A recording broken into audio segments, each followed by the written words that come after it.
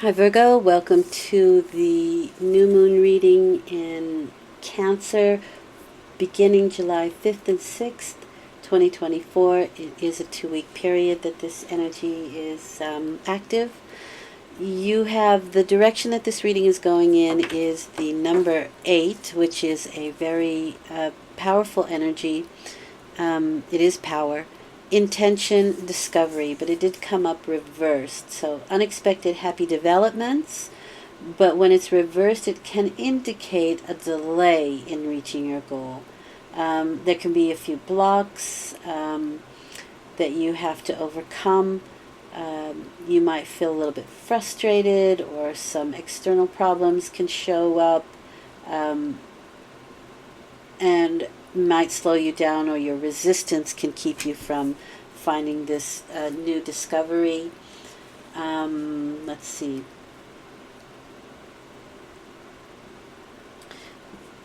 Perhaps you've been thinking about giving up on a dream or a discovery, or even switching to another one.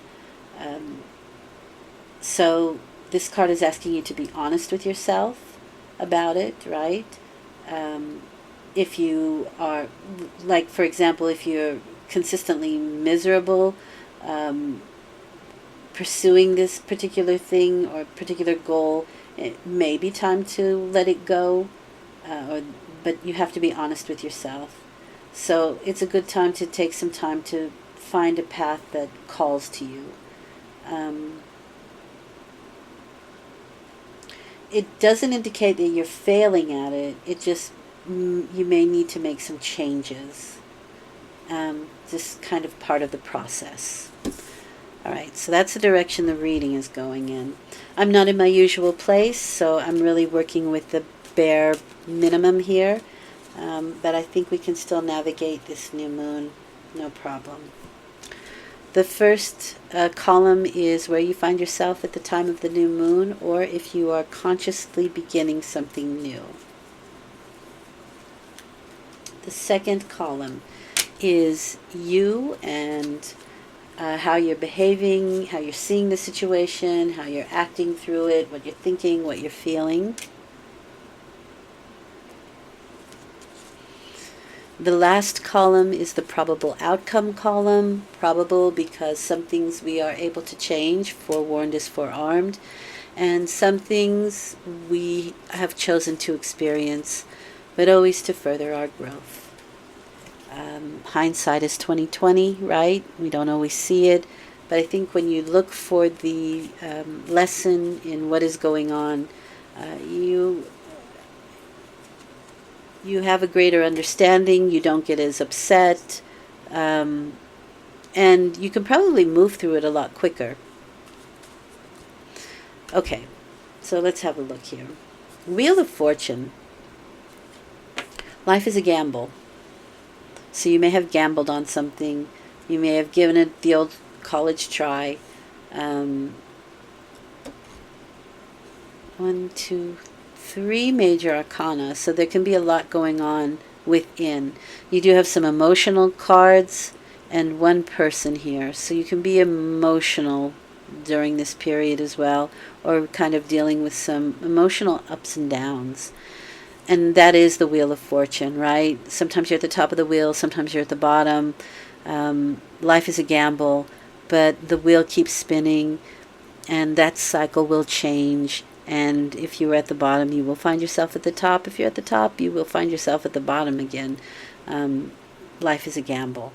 But it can also be that something is changing in a good direction for you.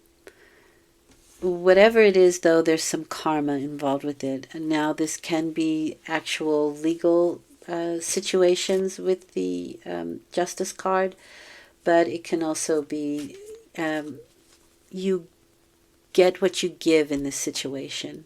That's the lesson of the Justice card, as well as keeping a light heart as you're moving through the ups and downs of life. So we have a King of Pentacles with this. This is my Gemini card. This is somebody who is square in features. Maybe they have a square jawline. You might look at their forehead, or their hands can be very square. They are very focused on their work, usually making money. If they're usually the things of the earth, so this can also be surgeons, doctors, that sort of thing. But there is money involved, usually finances. These are people who take, they are diligent, and they are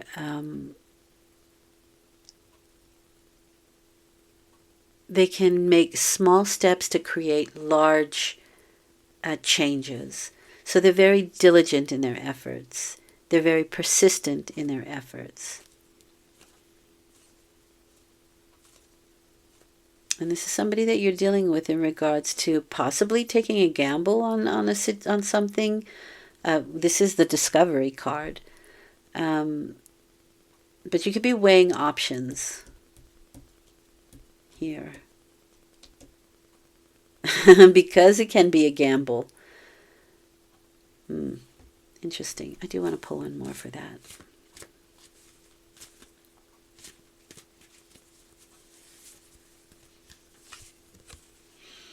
Temperance. Okay. Okay, so that's bringing balance to the situation, which I think justice would also be reiterating here. And that's the fourth major arcana. So there can be a lot going on an internal level for you in regards to this situation. The Temperance card asks you, or the King of Pentacles, to temper yourself, right? Don't get ahead of yourself. Maintain balance. We're putting a polish on something. It's alchemy, so we're turning base metals into gold. That takes time. With the King of Pentacles, though, things can be very down to earth, and the Temperance card asks you to spiritualize what you do, to make it mean something, to give it a higher purpose. And the Justice card is definitely saying what you give is what you receive in this situation. Okay? Now we do have celebration here with the Three of Cups. 3 is the creative potential, and these are the muses, right? This is the joie de vivre, the joy of life. This is holiday, 2 weeks. There's a holiday, the Independence Day for the States. So there can be some partying and enjoying life and that sort of thing. There are some choices here. So maybe you have some opportunity to go to a few different places here. Temperance, though, I would say mind your consumption, whether that's alcohol or food or that sort of thing, because you are being asked to temper yourself, to be moderate, right? And this is really enjoying life. It's the joie de vivre. It's partying. But it is also the creativity that we have here. But again, I have choices. So the Lover's card is the choice card. You're at a fork in the road. What do I do? Do I go to all of them, all the parties? Do I just go to my friend, the King of Pentacles party? Will I, if I'm driving, I should moderate myself, right? There's choices here. Yep. Balance. That's a third balance card that I'm seeing here. So this is multitasking. It's weighing options. It can make things a bit on the emotional level sort of situation here, but the Two of Pentacles asks you again to have a light heart and to enjoy yourself through your tasks. It's a multitasking card. It's also taking like funds from one account and putting it in another, right? We're trying to kind of maintain our financial situation, or how we're spending our energy, right? And trying to maintain balance. But that's twice here. That's a few times, I think. So you have some choices in your situation. Again, this doesn't have to be life-altering stuff. It can just be little things. It's, The world doesn't change in the 2 weeks. And there are a lot of minor arcana too. The minor arcana are the mundane things in life.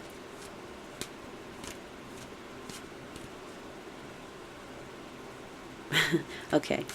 The outcome is the Eight of Cups and the King of Wands. So you have a King of Pentacles and a King of Wands, and you may have to balance your time between two people, two parties, two situations, two activities.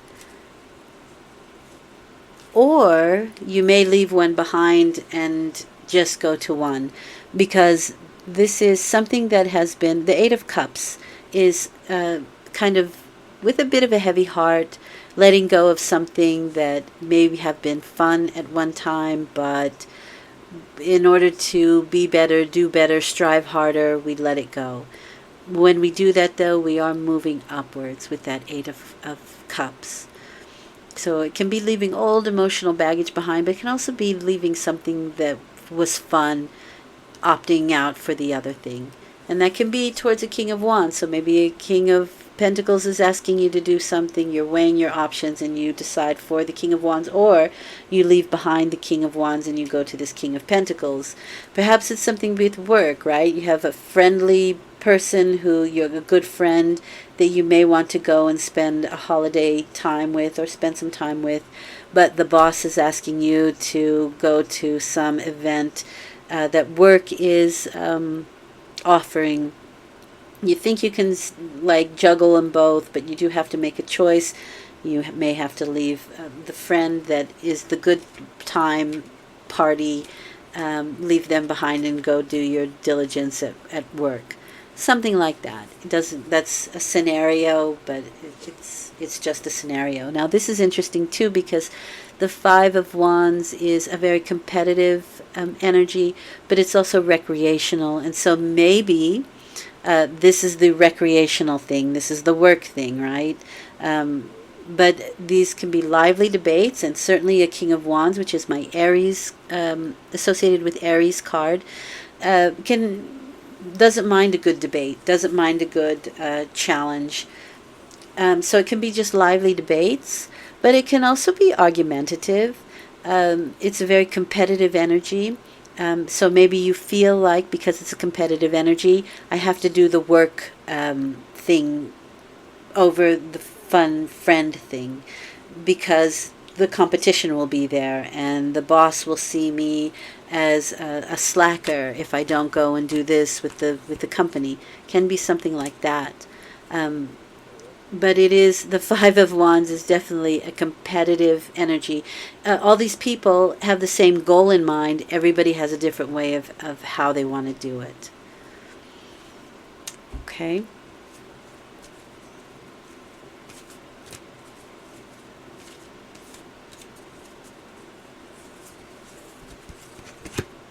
What does Spirit want you to know? Feather.